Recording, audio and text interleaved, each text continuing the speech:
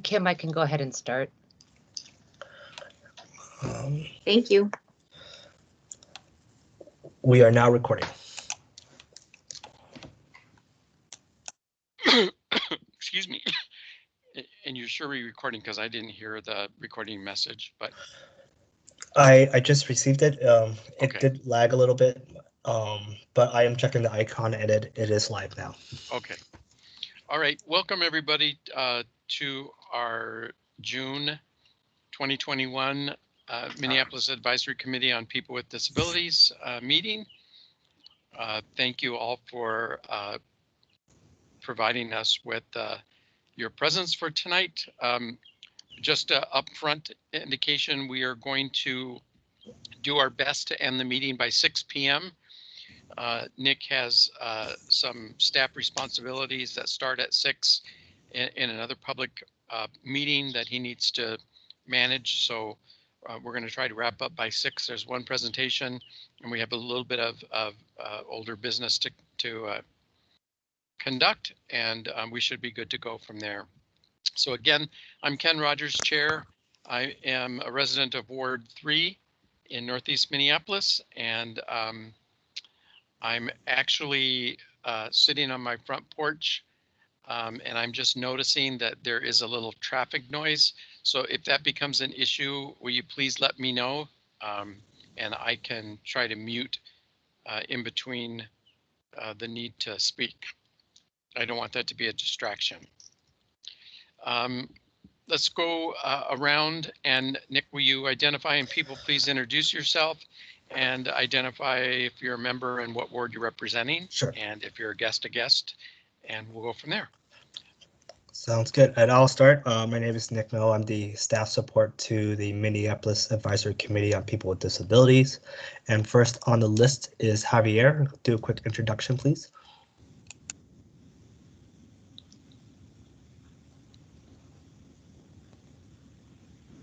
Hi, this is Javier Avana, and I'm new to be in the committee, so I'm very excited to be in.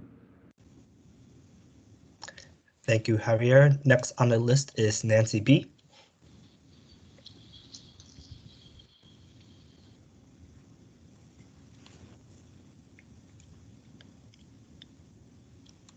Your mic was off, Nance. Again, this is Nancy B. I'm a sign language interpreter, and I'll be interpreting for Javier and Harvey this evening. Next on the list is Amanda Temple.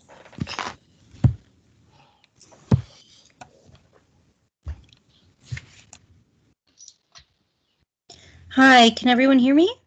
Yep. Great. So I'm Mandy Temple. I'm from Ward 1. I will not be having my screen on today, but happy to be here and discuss topics. Thanks. Next on the list is Phil Burke. Good afternoon, everyone. Phil Burke, and I'm representing Ward 10. Next on the list is Guthrie Beard.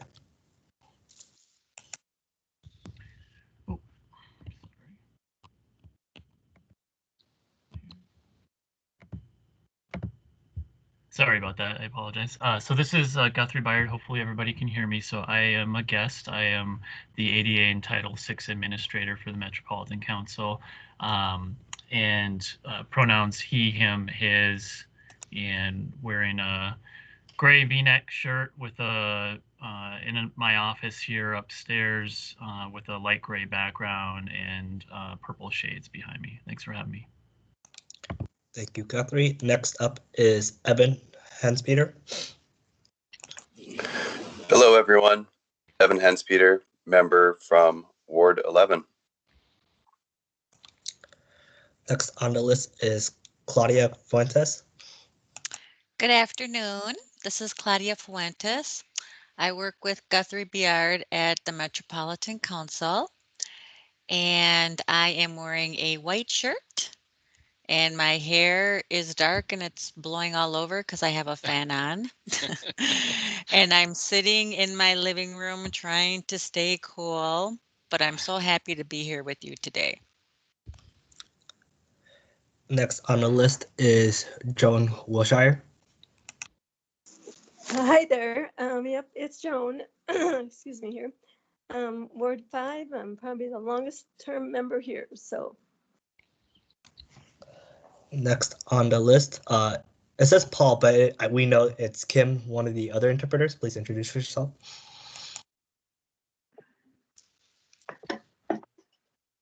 Yes, hi, it's Kim. I'm one of the sign language interpreters today with Nancy. Thank you. And last on the list is Trevor Turner. Hello, everyone. I'm Trevor Turner. I'm a guest today. Interested in the advisory committee. I think I live in Ward 7. I live in Lowry Hill by the Sculpture Garden. So I'm excited to be here. And I'm wearing a black polo, and my background is virtual background is generic office background. My real background is just my closet, and I just don't want people to see that. That's completely okay. That's everyone, Ken, so we're good. Okay. Again, thank you all and welcome. Whether you're a member or a guest, appreciate you being here and willing to share your interest with us. Especially welcome to our guests. To get started with our business, let me change the focus of my screen here.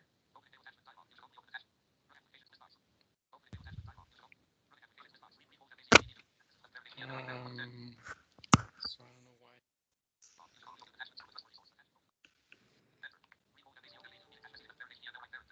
Let me find my agenda here.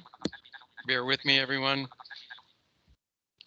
I wanted to make a comment when those of you that were describing a little bit about yourself and what you were wearing, I was just smiling to myself because I never know what I'm wearing and I never know what color shirt I have on or t-shirt or what the print screen is unless somebody tells me. So I just so appreciate you sharing that information. It's information that as a blind individual, I find very valuable and don't get as often as I would like. So I appreciate that very much. Thank you so much for indulging us. Let's see if I can find the agenda.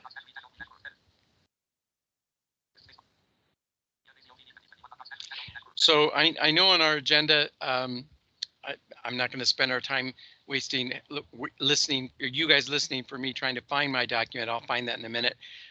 But first up is the approval of the agenda. So I'll entertain a motion to approve the agenda.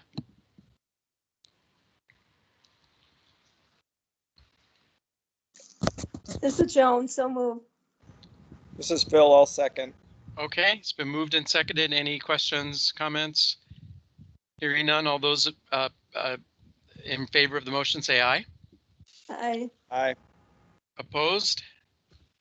Motion carries. Thank you all. First up then is we have two meeting minutes to approve. The first one, let's go with, is it the June? No. It'll be March. March meeting minutes. And I was trying to find that document because there are some questions I have. So let's move to approve those and then we'll open discussion for questions. But so I'll entertain a motion to approve the March minutes.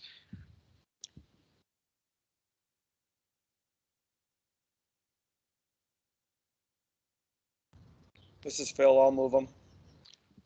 Okay, thank you, Phil. Need a second? This is Joan, I'll second. Okay, thank you, thank you. So discussion is now open for our March meeting minutes. And as I reviewed these earlier, and I'm apologizing, I'm identified, I'm sitting out on my porch, and I typically use an attached or a detached keyboard, and I'm having to use my laptop keyboard, and it's a little bit different from my detached keyboard that I use. So I'm struggling to find things where I normally find them. They're not where they normally would be in my memory, my muscle memory. So I'm having a little difficulty, but there's some unfinished or might be some questions in the March minutes that I wanted to refer to. Anybody that can look at those minutes, do you see anything that sticks out that we might want to get a follow-up on? Ken, this is Mandy. I think what you might be referencing in the minutes is where we were talking about the parking, lodging, and mobility zoning code amendment, which unfortunately passed. Right. And we did have a motion that, based on the presentation from the March meeting, that we opposed it as a group, and that we directed NCR to engage with the city attorney to do a consult with the state and federal partners on the perceived discriminatory effect of the ordinance on the disability community. And then we followed up on that in May because you provided a status update and report. And Joan, yourself, and I worked on a letter per the motion of opposition to direct towards an April meeting, and that really didn't have any effect. So that was really the only issue that was ongoing as far as the 508 compliance and the preparations for the trial. You know, we were really clear, and it summarized it really well.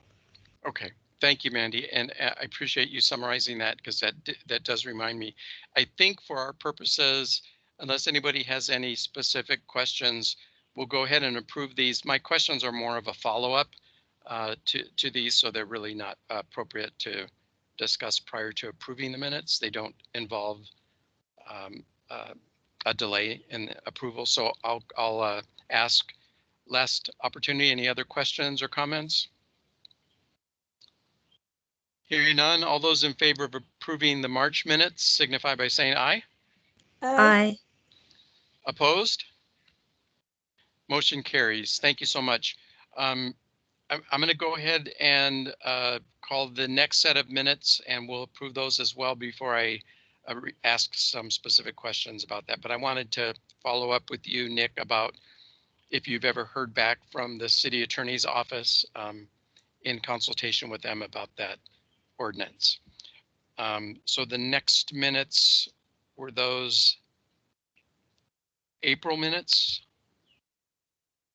or May minutes? They I are think May. they're May 5. Yep. Okay. I will entertain a motion to approve the May minutes.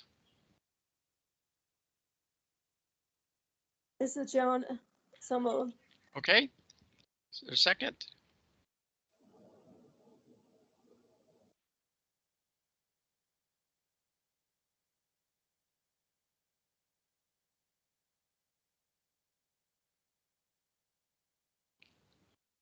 Somebody want a second? This is Mandy. I will second, and I will say thank you to Nick for summarizing our clear points for the May minutes on actions and recommendations by the committee. I think it's really clear and transparent for the public what we're doing, especially with the proposals that have come before us, and I hope we can do that again today with the presentation that we have. Thank you, Mandy, and I want to echo that. I thought these two sets of meetings were very, very well done and very clear and concise. So appreciate that and echo Mandy's comments. So thank you, Nick. Any questions or comments by anyone? Hearing none, all those in favor of passing these approved minutes signify by saying aye. Aye. Aye. And opposed? And motion carries. So thank you all for that. Nick, do you have any follow-up with the reach out to the city attorney's office that was requested? I think in brief, Ken, I think I'm trying to remember the history of events here. If I recall correctly, we started drafting the letter, which at that time you were also engaging I believe your council member's office, and Right. they received some direction from the staff, not staff attorney, the city attorney as well. I will apologize, but I think in that particular instance, I took that as an action that was completed not via us, but in regards to the city, following up with the city attorney's office for that legal consult. So I stepped back on that front and pursued the completion of the letter. Okay. So I never formally reached out to them in that capacity. Okay. This is Mandy. Ken, I did want to follow up on this as well. It Yep. sounds like Commissioner Gordon is interested in following up on this issue and would like any actions of communication to be relayed to his office as well, because he wants to listen to this. He too voted for it, but wants to know a little bit more about potential risk management and liability. So he said he would be willing to partner in a meeting if there was a conversation between state and federal partners. So I wanted to have that reflected in the minutes, that if we're requesting that city attorney consult, that we do include Commissioner Gordon's office. Okay. Thanks. Yep. Thank you, Mandy. Appreciate that. So at this point, I'm trying to figure out, is there a direction we want to move forward with a directive? Shall we arrange such an arrangement, a meeting? I would at least like to think about setting up a meeting with any of members that would like to attend to meet with Councilmember Gordon and Fletcher, since they were the authors of this ordinance, to have a follow-up discussion. We could or don't necessarily have to have city attorney's office at that meeting, but I would like to at least have a follow-up with Fletcher and Gordon to express some really clear issues that remain. Anybody have any other thoughts? This is Mandy. I do. I really feel at this point, based on the conversation and the current actions of the city, without having someone at the table from state and federal programs, I don't think we're going to get any further in the discussion. So I wouldn't advise that conversation unless we had those partners there, and that would necessitate involvement from the city attorney. Okay. This Yeah, is Nick. Go ahead. Just per our previous meeting, I think, and I would have to ask the clerk's office or someone more so about this. There's a somewhat of a line here where y'all might be proceeding as residents of Minneapolis, and the other part is proceeding as members of the committee. So just to, I don't have clear direction on one or the other, but just wanted to put that in the space that if a meeting were to take place, we have to be clear about who's approaching, how y'all are approaching that particular topic. So this is Manny. Just to summarize, this is basically what we talked about last month about, one, if we're having a meeting and we're inviting members of the public or the committee, they're subject to open meeting rules, and this might be best with a representative from NCR and in a closed door meeting, as well as if a member of the advisory committee were to file a complaint, they would be doing so as an individual and not as a member of a committee. So I think that gets us up to date from where we were last month. Okay. Any other thoughts? Yeah, Ken, it's Joan.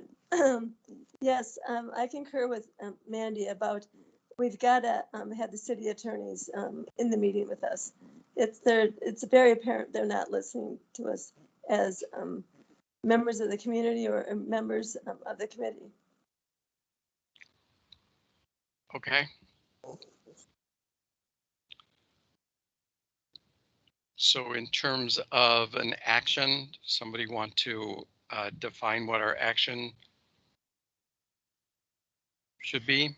This is Mandy. I think Nick defined the action that he has to consult both NCR and the clerk's office on who can arrange that meeting and who can be representative so that it doesn't violate open meeting rules. And then once that determination is made, whether it's being reported out to the committee or the committee is participating as representative, it wouldn't necessarily be the entire committee. So that's kind of something that has to be determined. The city attorney and the state and federal partners could meet with or without us. They could meet with or without the city council members that we've recommended. But if they do, we're going to ask that they report out to this body. Okay. Anybody have any questions about that?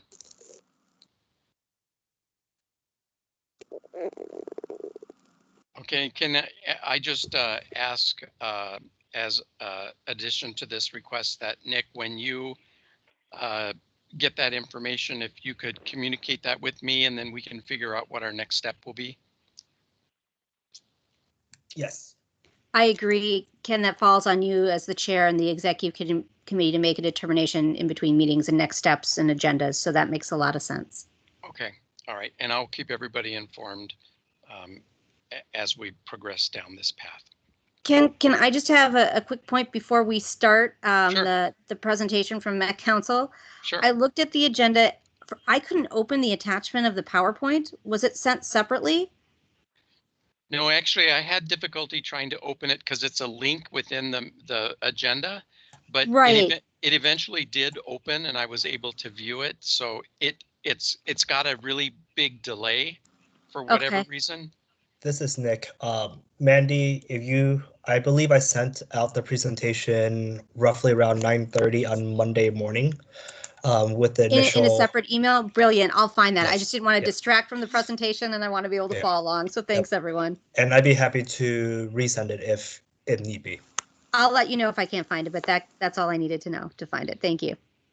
Yeah, and just to clarify a little further, I had clicked on that link several times and nothing seemed to happen.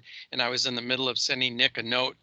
And as I scrolled through the focus on my screens that were open, all of a sudden there it was, the PowerPoint presentation. So it just had some sort of unusual delay.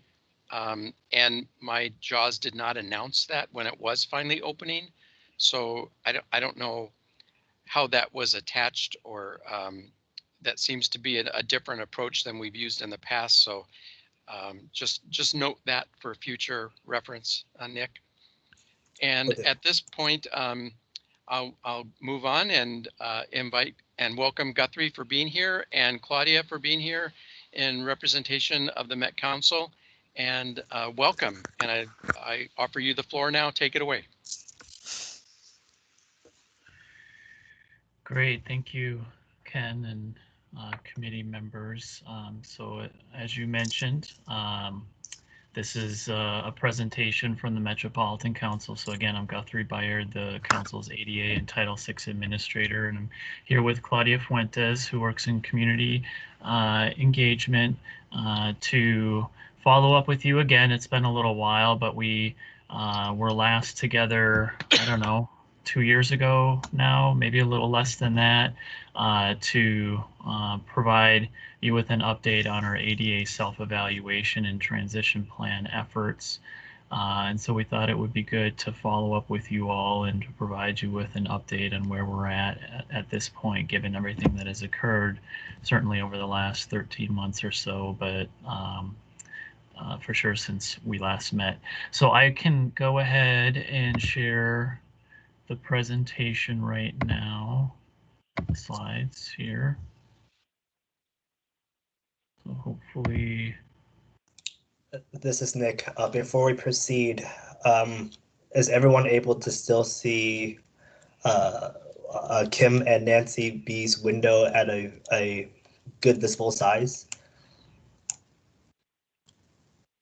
I have a wide screen, so I cannot objectively say yes or no.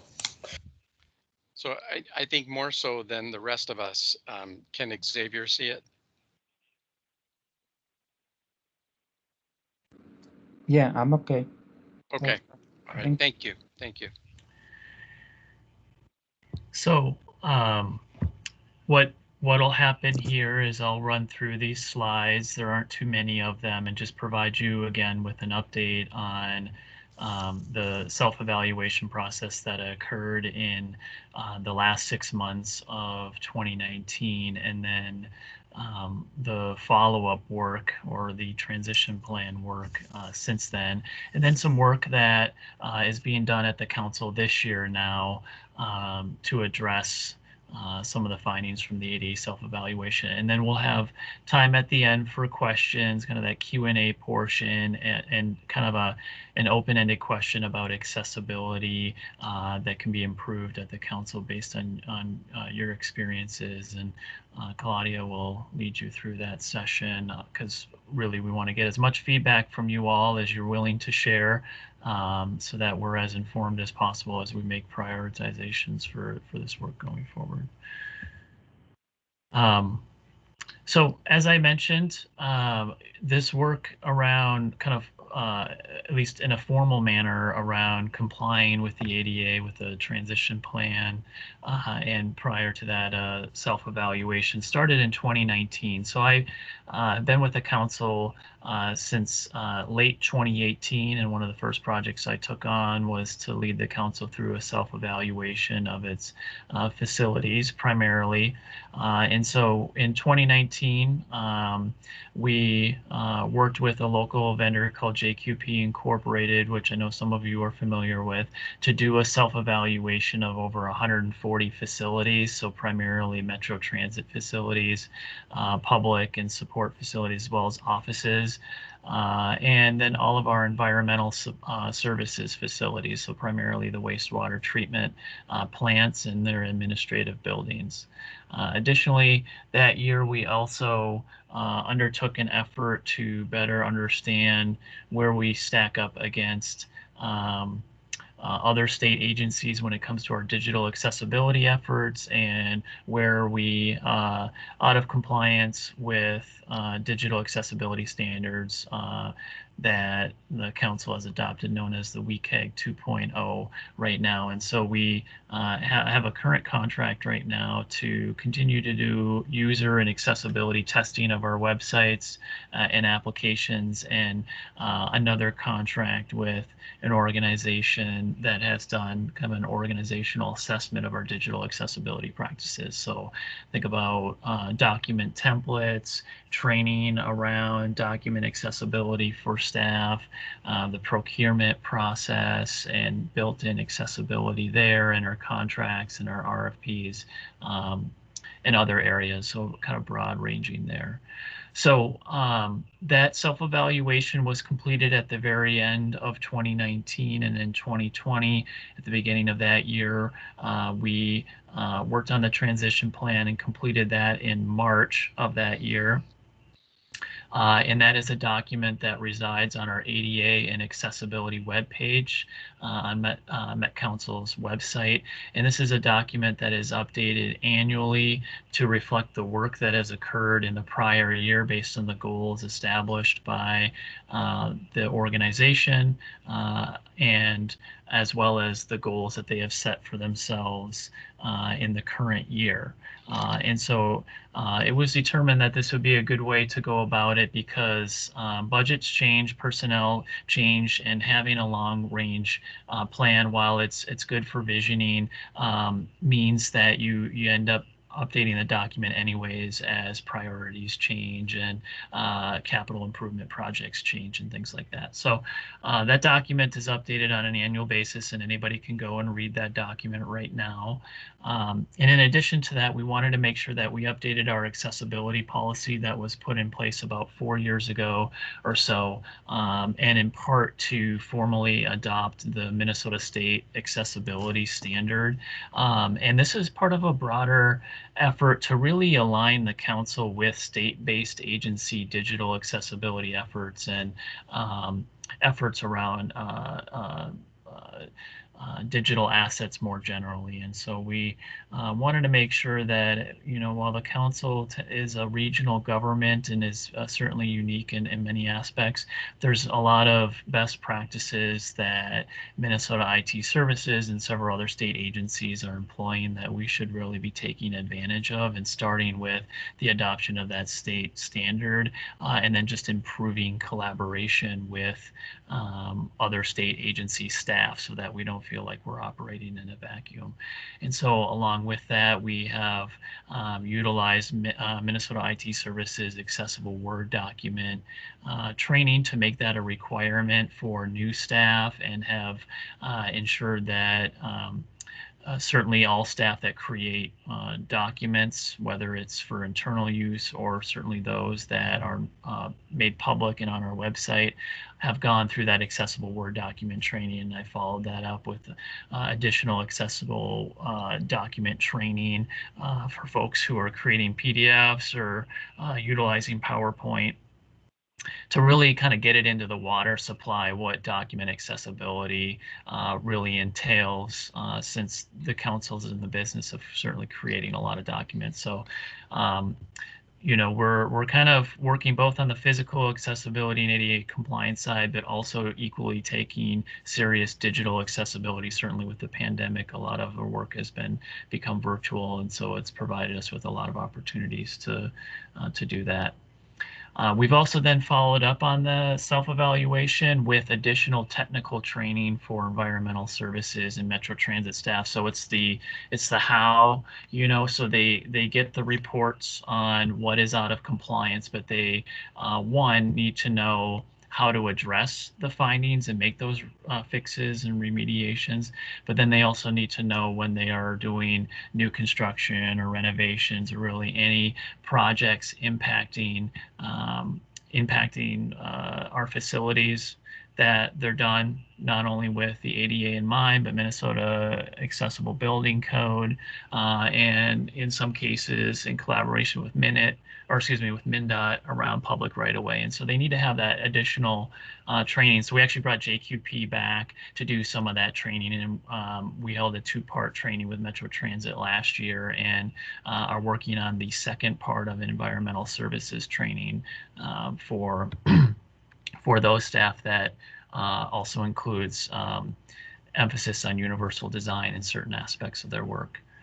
And so this year, kind of council-wide too, what we are focusing on is really a review of procedures and where we don't have procedures in place that kind of formalize some of our efforts. So working with our IT staff, we call them IS staff, or information services staff, around ensuring that our procurement process is accessible, so that the actual RFPs and the contracts themselves are digitally accessible, but that we are holding prospective vendors accountable to accessibility standards as well.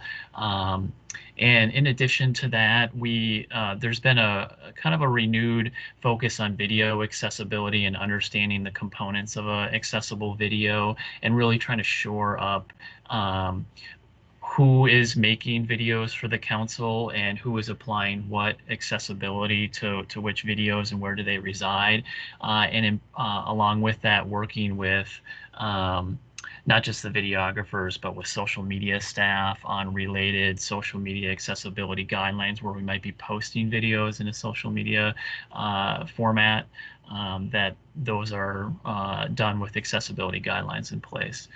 Anytime that we install a new meeting space or renovate a meeting space, hearing loops are added into those rooms as well. So that's a standard practice for the council.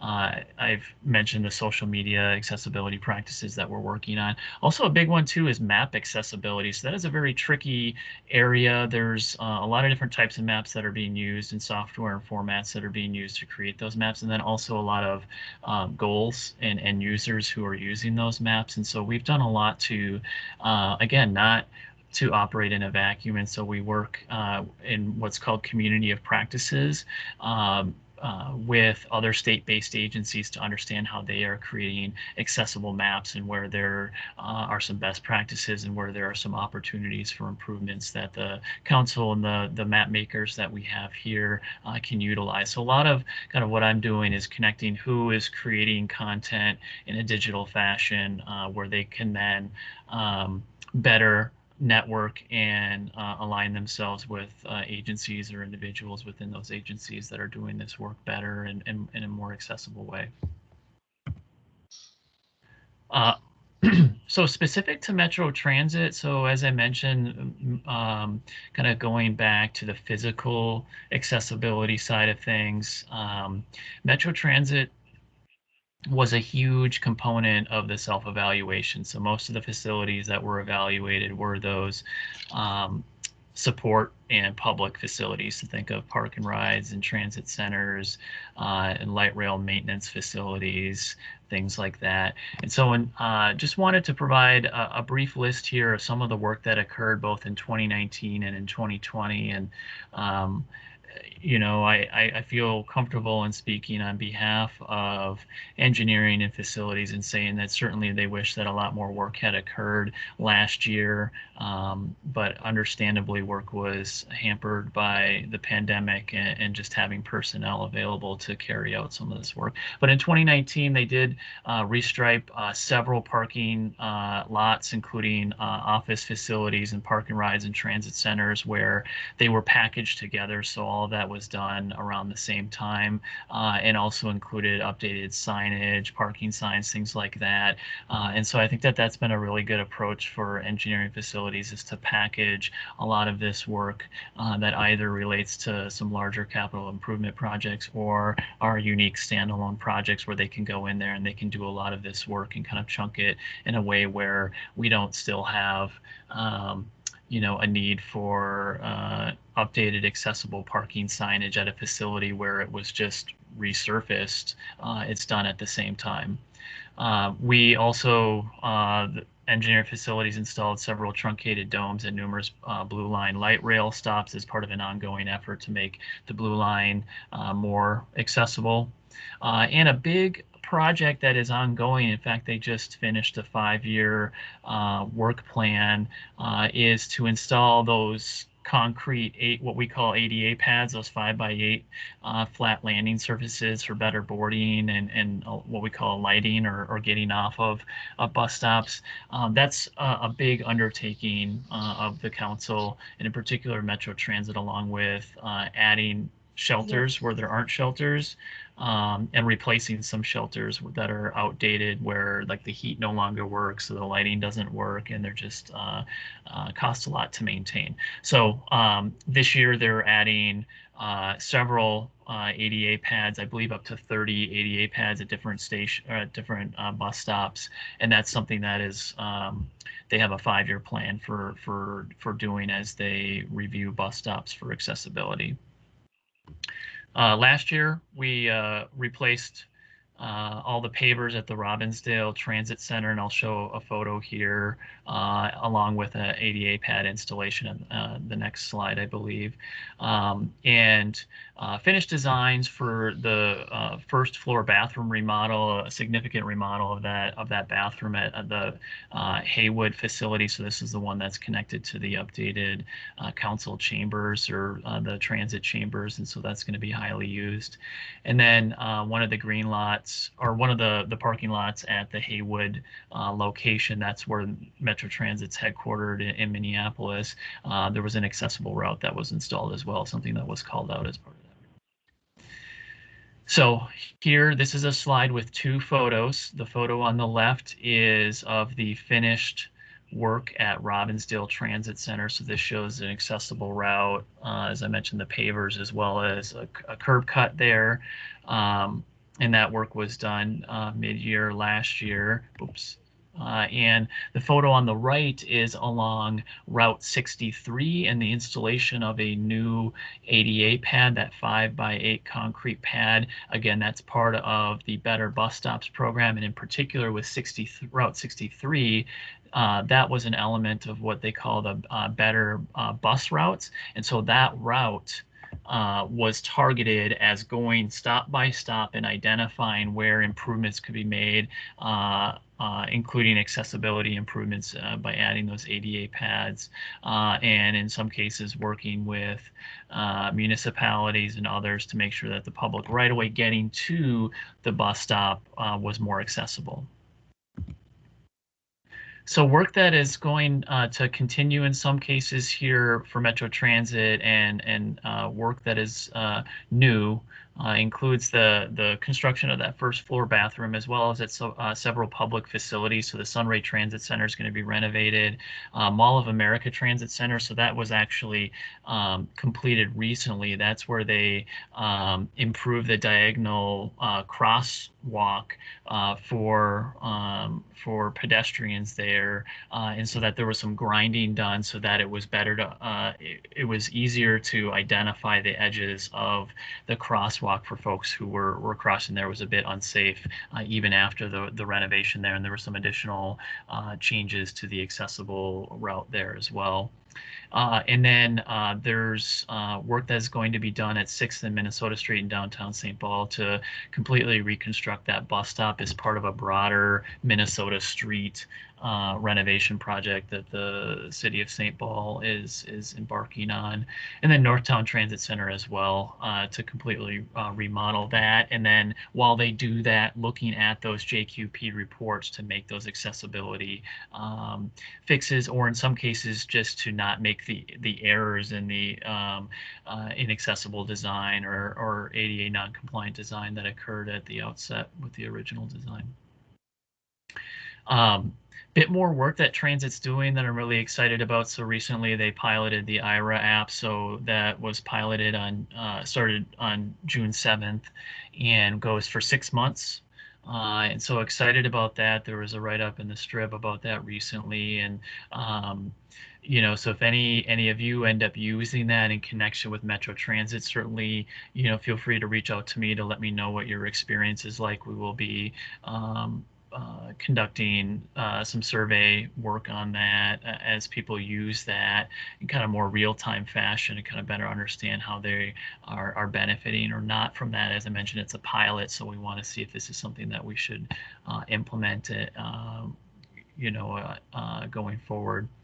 There's also a pilot for these Bluetooth beacons that we are testing out at a couple of locations along the Green Line. And so this is more broadly part of that improved wayfinding effort. So along with IRA, there's also some wayfinding signage and guidelines that we have contracted out and have in place here to just improve pedestrian experience.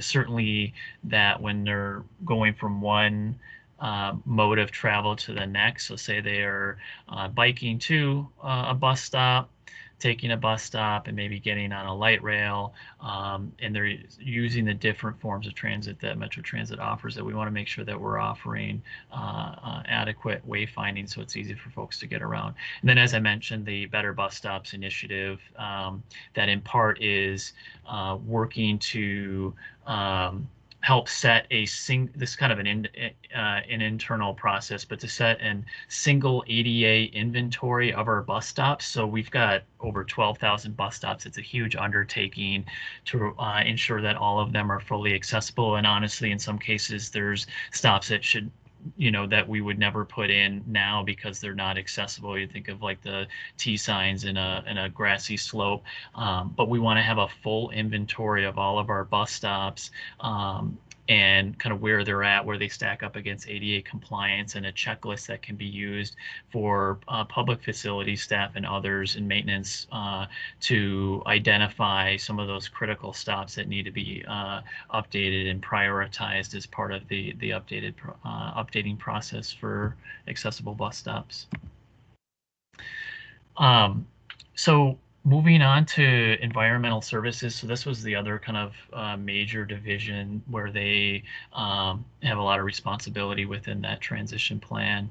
And so really the primary work that has occurred there is they have installed a lot of power assisted doors at several of their facilities, along with remodeling a lot of their bathrooms. And so the regional maintenance facility had power assisted doors added in 2019, and in 2020 at a handful of the wastewater treatment facilities, they've added in power assisted doors, as well as updated some of their bathrooms. And so that's really been their prioritization, and will kind of continue to be for the next couple of years. And this slide has two photos on it. One is on the left there, that first one, that is an exterior shot of one of those power assisted doors that was added to the administrative building at the Metro plant.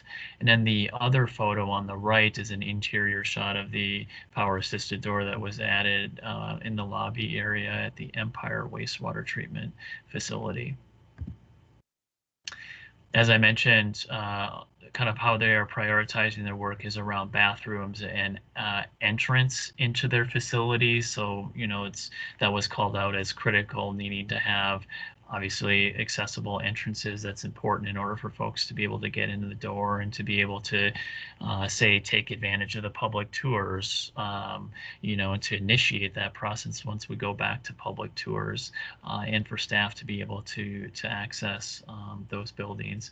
And so in some cases it's finishing a lot of the work that has started in late 2019 and early 2020 that was delayed because of the pandemic.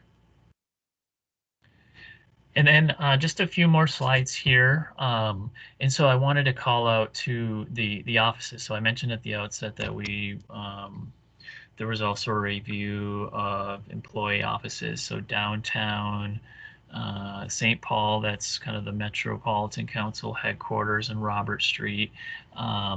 That was also reviewed, and quite a bit of work has occurred there. So if anybody's been in that area, that kind of the plaza area there was remodeled and made more accessible, and kind of inside the building, similar to the wastewater treatment plants, a lot of effort's been made on making sure that the restrooms and doors and kind of entrances to conference rooms, things like that, are made ADA compliant. And so that is work that the building manager has been primarily leading.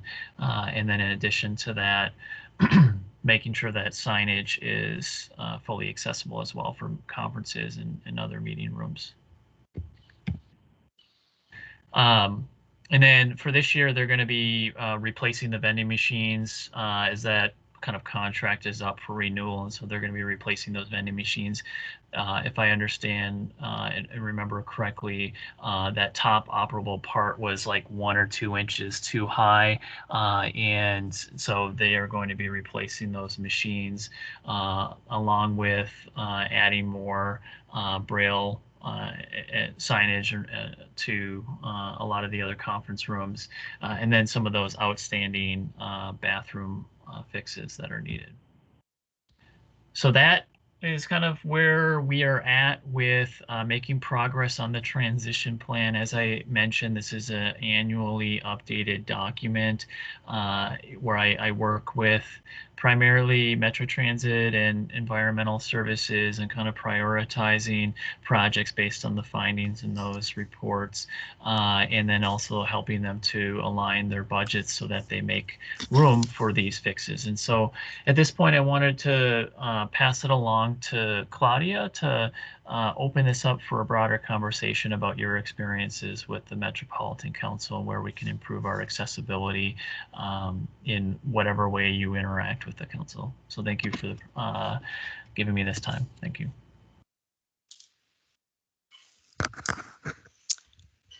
Hello, I see somebody has their hand up, but I can't tell who it is quite. This is Nick. I believe the first person on my list is Mandy. Well, if we could just pause for 1 second. Guthrie just gave everybody a whole bunch of information. It's all very valuable. I wanted to give everybody time to pause, take a breath, stretch if you need to. And then we'll move on to Mandy's question or comment. This is Mandy. I think that someone else was ahead of me. I think it was Javier. So I will pass to Javier because mine's going to be probably a different component. Okay, hi. This is me, Javier. I have a quick question about the accessibility on the. Can I go ahead now, or you want? Oh, absolutely, Javier. Is it Javier? Xavier. Okay. Okay. Yeah, please speak, Javier. Okay, so thank you. The question is regarding to ADA. What kind of ADA? For example, in the Metro bus system, and that's for blind community or deaf community, or the people for the wheelchair community, what category are part of the ADA that mostly are involved? That's one question. And then just go ahead with the first question that I have.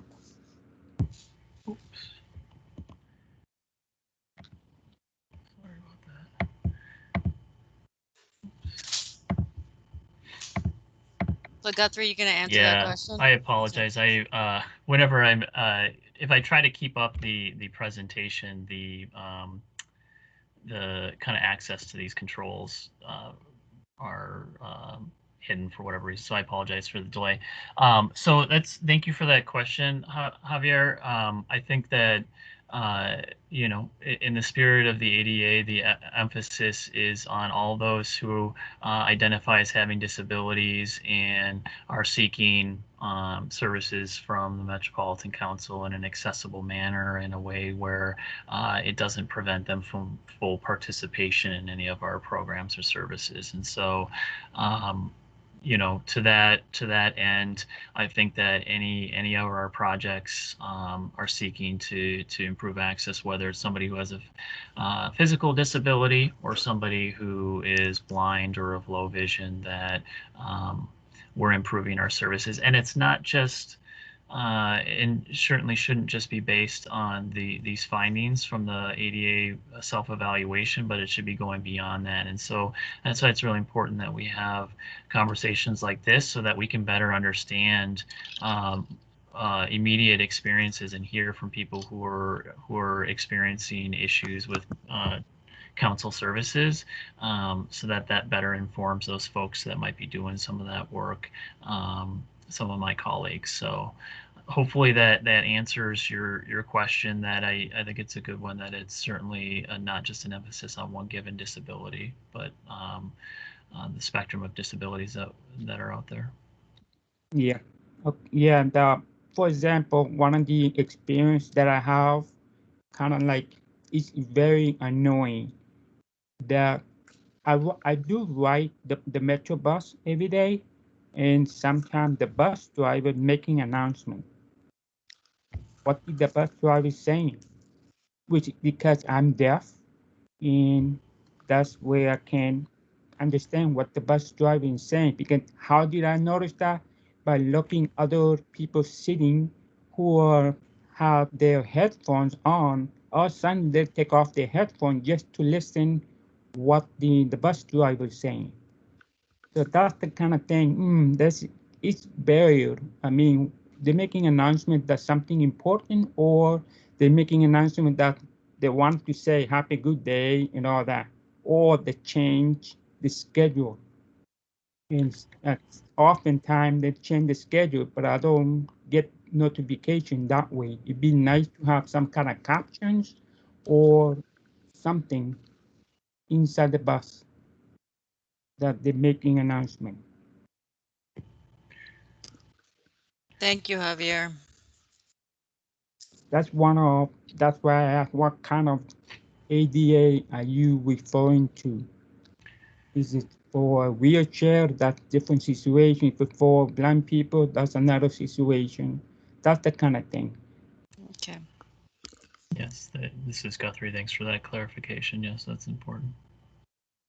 Yeah, thank you. And Mandy, you want to? Sure. So I'll do the short one first, which I think follows off Javier's. I think that Met Council could do more to spotlight all the services that they have that are accessible to different populations. So to highlight the fact that there are accessible communication features for all outreach events and activities. That would go a really long way. Sometimes people forget or just sort of dismiss that language block, the reasonable accommodations request in notices and other things, because it's an add-on at the end. Sometimes you need to have promotional materials that spotlight the services and engagement that you do. And so I know that by sharing this with Claudia, that she's going to take that and run with that. And so I'm very excited that you're here. My other comment is towards Guthrie, and Guthrie and I have been working on a project tangentially that is not actually related to Minneapolis, but could have just as well been in Minneapolis. So I bring it as an example today. We have a lot of construction projects that have multi-jurisdictions, such as city and county and state partnerships. During those phases of construction, many that have ADA improvements, because it's required every time they're updated, fail to properly communicate the stages of the accessibility within the project and ways to request reasonable accommodations during those projects. Now, Guthrie knows that it's not Metro Transit and Met Council's fault, and they shouldn't have to take the lead on this. But where do the complaints generally go to? When someone can't access their bus, when they can't get off their bus, when they don't know where their stop's going to be. That lack of communication and collaboration falls, unfortunately, on Metro Transit and Met Council to facilitate out to the ridership and to the neighborhoods. And there needs to be a better process, or a clarified process in the ADA transition plan on who are these influencer groups, when must they be contacted and consulted, and when you as an entity must, in order to relay this information. Because again, we're seeing rising complaints as people are starting to take buses again, not knowing where their stops are anymore because they've temporarily or not so temporarily moved because of construction. And especially when drivers know that they have someone on the bus who is going to be using that ramp and can't do the due diligence and training or communication with that rider to explain where it's safe to drop them off or pick them up. So much we see folks in wheelchairs who especially are trying to board or disembark, and they're having to push the driver to go forward or stop early and to find what a safe space is to enter and exit a Metro Transit vehicle. That shouldn't be the rider's job.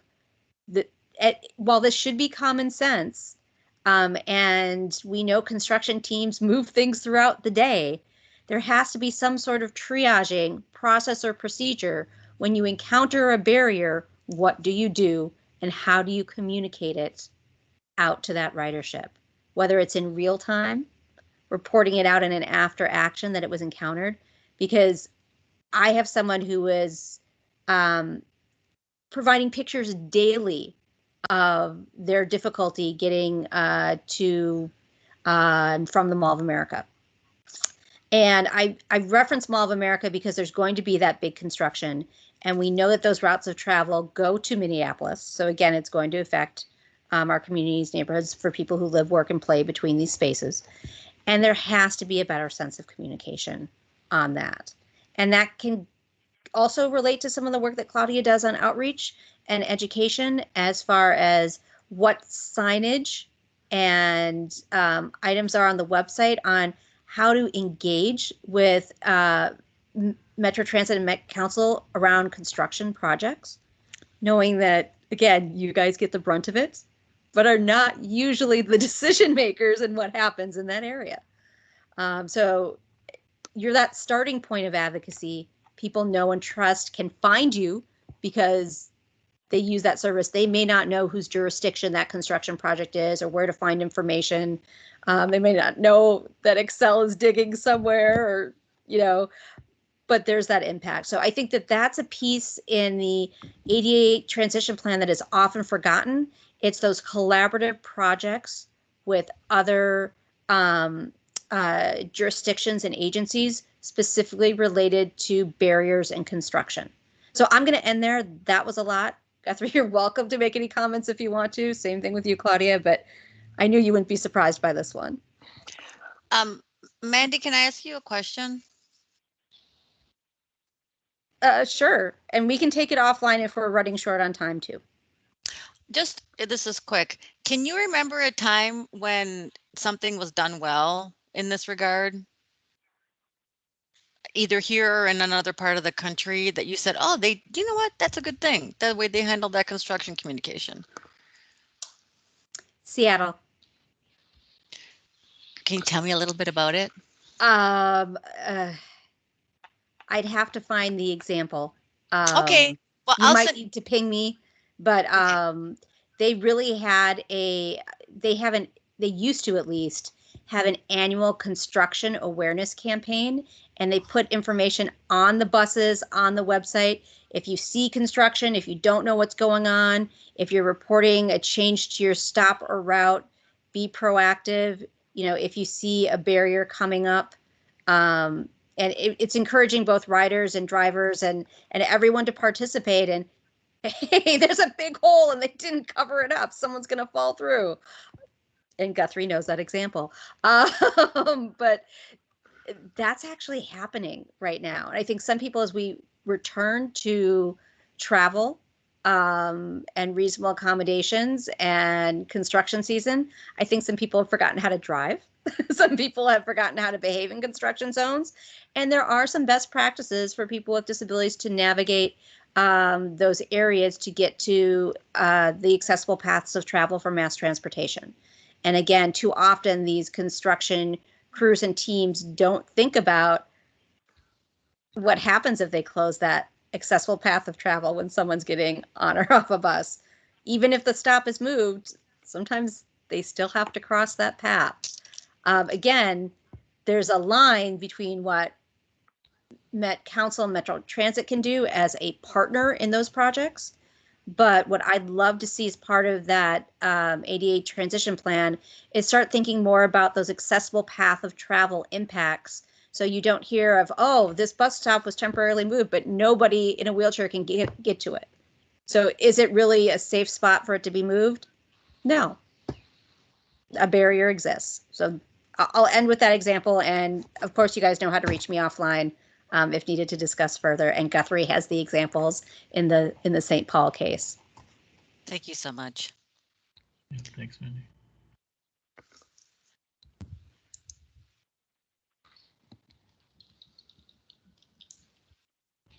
Yeah, so Claudia, we've got about 20 more minutes, so I take it away. Looks like there's another hand Yes, this is Nick. Javier, do you have another question or comment? Oh, Yes. Oh, yeah. I have another barrier that I felt every time I'm riding on the bus. The bus stop, they're making an announcement where the next stop. And I often cannot hear where we are, especially at nighttime. It's so dark and hard to see where we are. and then the bus driver making announcement. The next stop is on Lindale. Next stop is on Colfax, and so on. So that's a kind of, or they may have an audio, just like the light whales. That kind of system that have to making announcement with what the next stop. So it'd be nice for the deaf community to have a caption on it inside the bus system, just like what we have on the light wheel.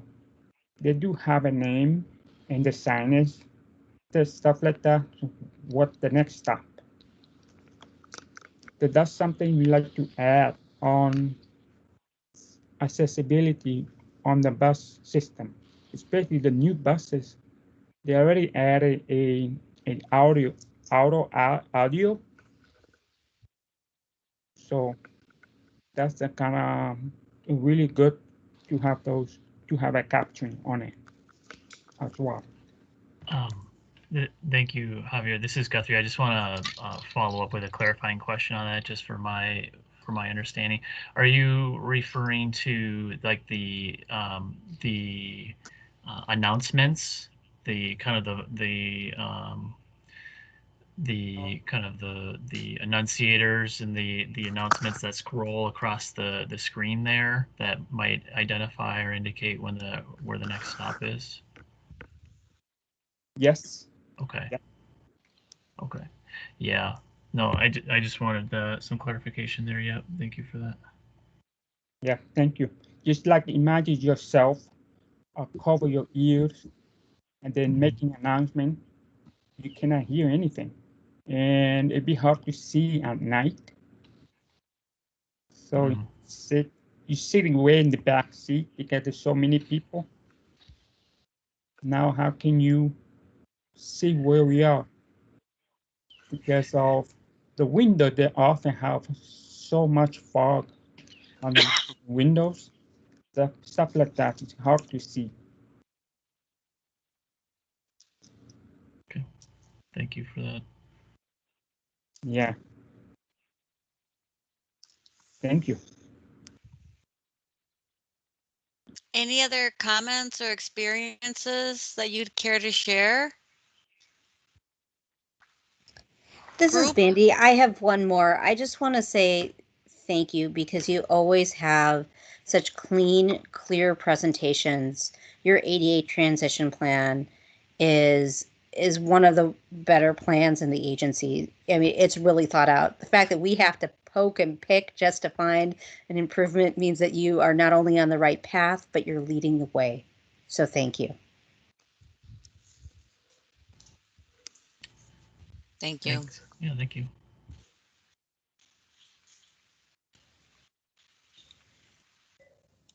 This is Nick. I'm sorry, but it seemed like Ken might have accidentally left the session, so I just wanted to note that he'll most likely sign back in soon.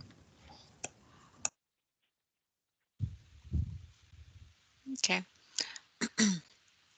Are there any other comments or thoughts on if we were to establish priorities with regard to accessibility? The examples that you've referenced, all of them are very very important and obviously should be a priority for everyone. Is there any others that you could think of that we could capture today in this conversation?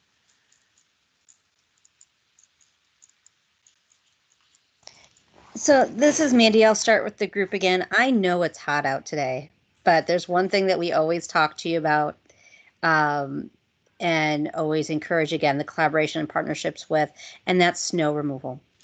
When you're looking at the design of spaces and the redesign of spaces, where is that snow going to go? And what happens for slip issues and just thinking about what that maintenance looks like.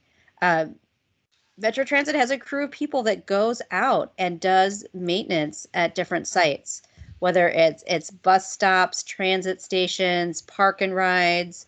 Again, defining the role and scope where temporary things like snow go is really a thing that needs to be considered, especially when you're placing other amenities or seasonal or removable amenities for access, and where those pads and transition points are. Again, going back to what becomes a barrier to accessible path of travel, there's no bigger barrier than snow. So just again, if you're looking at policies and procedures, when you're looking at redesign, maintenance contracts and plans, identifying snow removal and accessible path of travel, and in that, so that can be reported out, is just always a factor. And again, I think there's examples for cities that get more snow than we do. Some do this well and some don't. I can't remember the one in upstate New York that I'm thinking of right now, but if I remember it, again, it's something that you could probably just Google and figure out, ADA snow removal for mass transit. I know you guys both go to the national conferences too, and I know that this has been a topic, so that there might be some networking that you can do on these topics to again push that leadership level forward that we know that you can do in this area, and then look back and how you can engage in partnerships and outreach and marketing plans to local businesses, drivers, and riders that use these spaces to say, if you see something, you're going to say something if you see a barrier, but we have to educate them on snow being a barrier and who it's a barrier for. So I'll end there. Thanks. Mandy, this is Claudia. You have just echoed something that we hear over and over and over again. And this is not to in any way criticize what you said, but thank you for bringing that up yet again, and for suggesting what we can do about it, at least to begin to start, because this is a huge, huge, huge issue among all of our writers, frankly. Yeah, this is Guthrie. But also for prioritization, thinking about if you had to pilot spaces or designs, think about where, which routes a path of travel stops are more frequently used by people with disabilities, using mobility aids, different age groups, populations, and strollers. Again, using the same model that the city does to sort of do that prioritization. That's the type of partnership that I'm referring to. So each, individual jurisdiction, like a municipality, like the city of Minneapolis, county, or state, they have their own ADA transition plans and talk about how they're prioritizing those spaces. And when that comes up for those points of collaboration, they forget about you. And we want you to speak up, and we want some level of reporting to take place, to come to you to talk about how you can proactively engage. So, don't be afraid to share your ADA transition plan with municipalities and remind them, we're asking to be your partner. We're asking to do these things with you. We don't want to be the afterthought, because the people who use our services are not, and it's good customer service.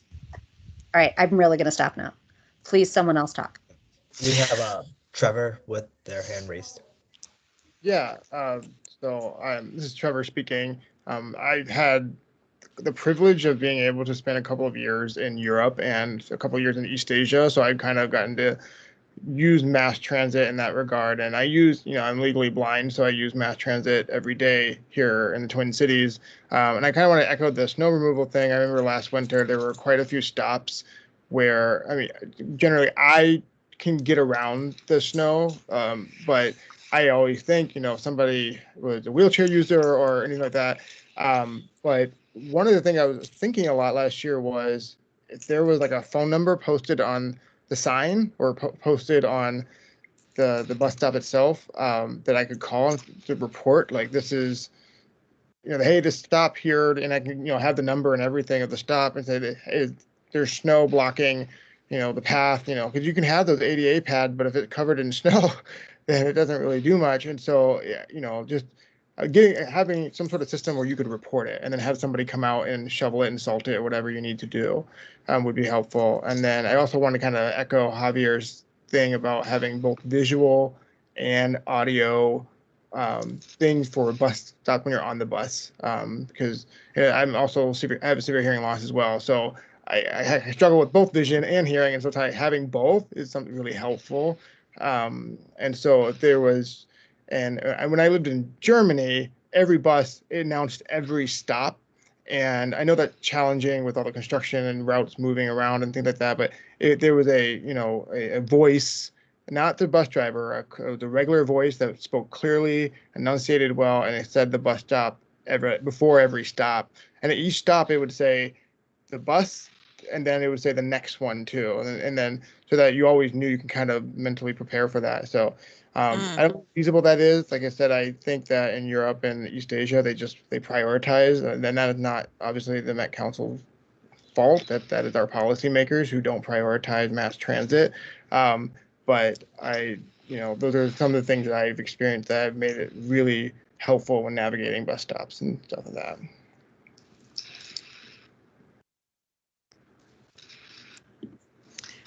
Thank you, Trevor. Javier has their hand raised again. Go ahead, Javier. Yes, yes, I do. What about safety? Is the Metro Transit police, sometimes they stop for whatever reason, and these police officers making announcement. That's something else that I would like to be able to be accessible. What are they saying? Because I'm deaf, and that's another big issue. Is the safety concern. So I think it's pretty challenging for the police officers. This is Mandy. I have a question for Javier and possibly Guthrie. It's been a while since we've talked about the Metro Transit Police. In some communities, they're required to hold up an access card or a language access card, and to be able to identify themselves, and a mechanism for that individual to request communication, along with an audio cue. Is that something that is being done by Metro Transit Police? Are they trained in assistive communication? And then Javier, if you were approached by Metro Transit Police showing a card, would you feel safe or welcome to engage and communicate and ask a question? And again, Javier, you don't have to answer, but just trying to think about how some people feel about that. That it makes them feel safer, and other people it gives them pause. Yeah. Normally they do give some kind of training or provide, if something that I raise my hand, hey, what's going on, kind of, I'm deaf, just notifying. Same way as a regular, the police, city of the police, whether in St. Paul or Minneapolis. And they do have some kind of training to do that. But I don't think the Metro Transit Police do have a training, do they? That kind of communication for a lot of different people.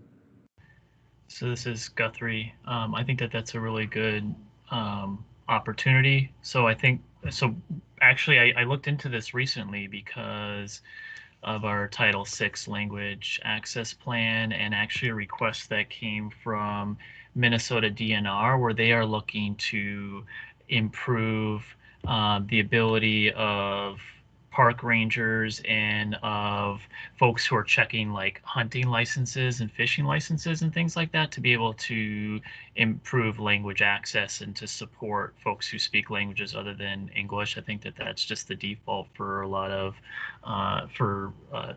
transit safety personnel and for police and all of that. And so I think that that's a great opportunity for the council, speaking specifically to Metro Transit Police. So they're offered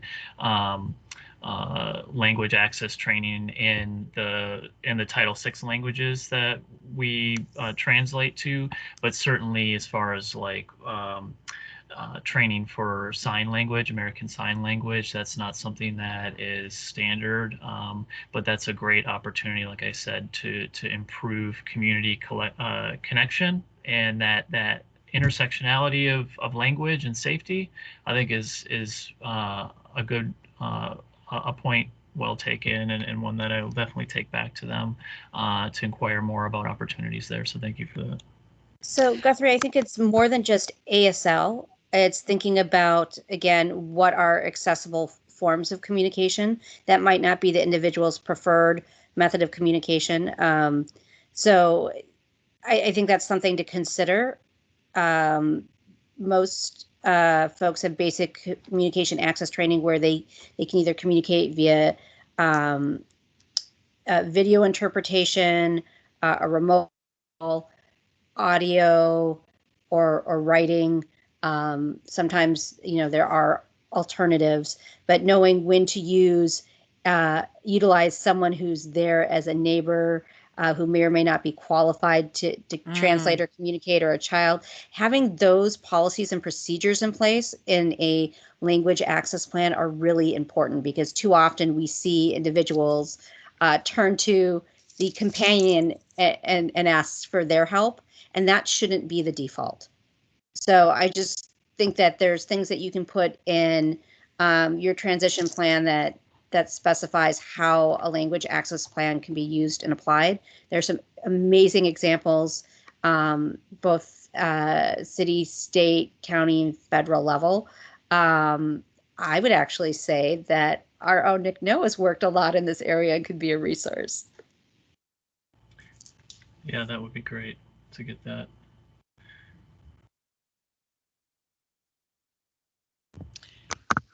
Thank you, Mandy.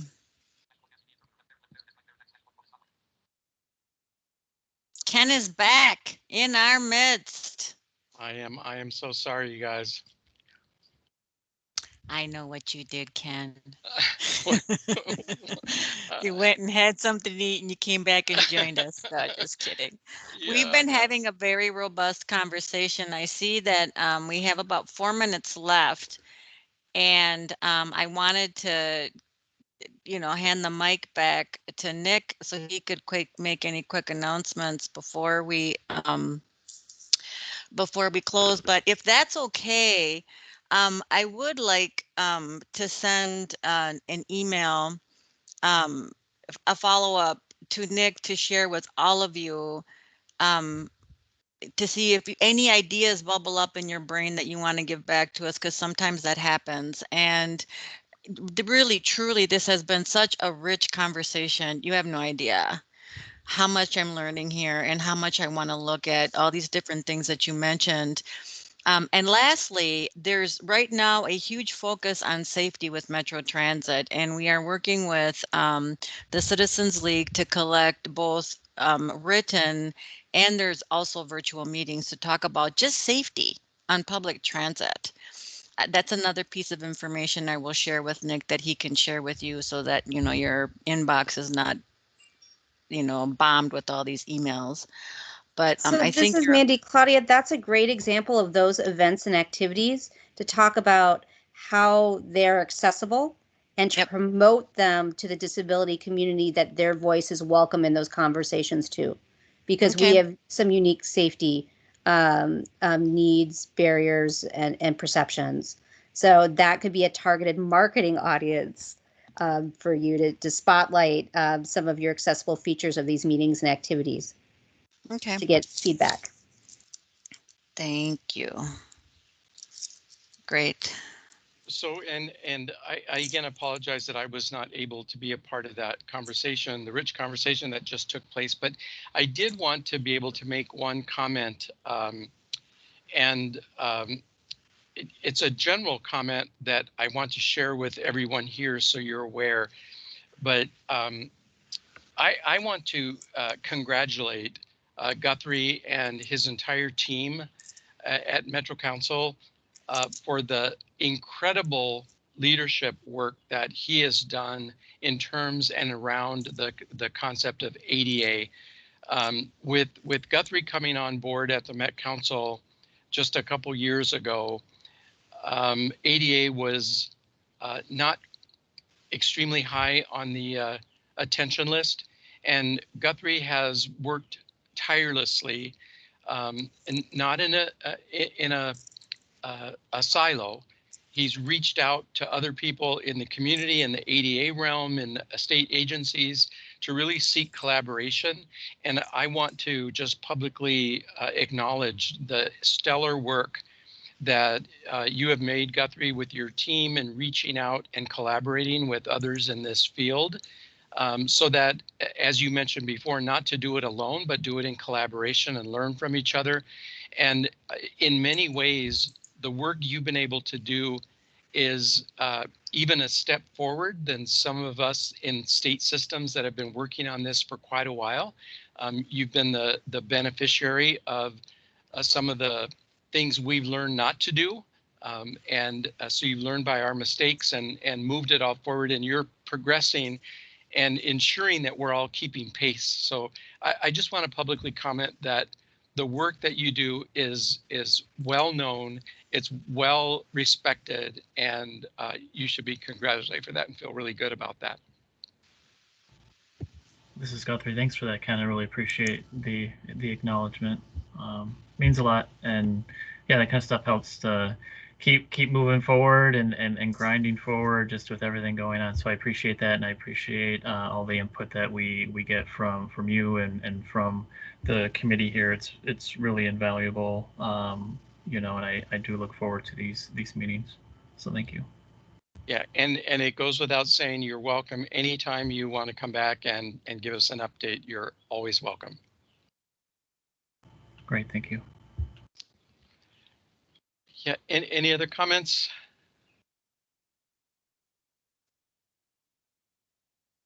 And Nick, as far as I'm aware, that's the last item on our agenda. Is that correct? This is Nick. Yes, that is correct. Okay. Can I make a motion to adjourn, or is that too abrupt? Nope. Yeah, so moved. Is there a second? Thanks, Second. everyone who joined us. Seconded, Evan.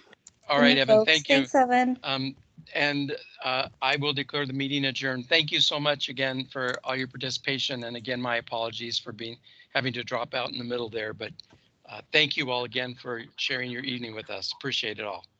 Have a good evening, everybody.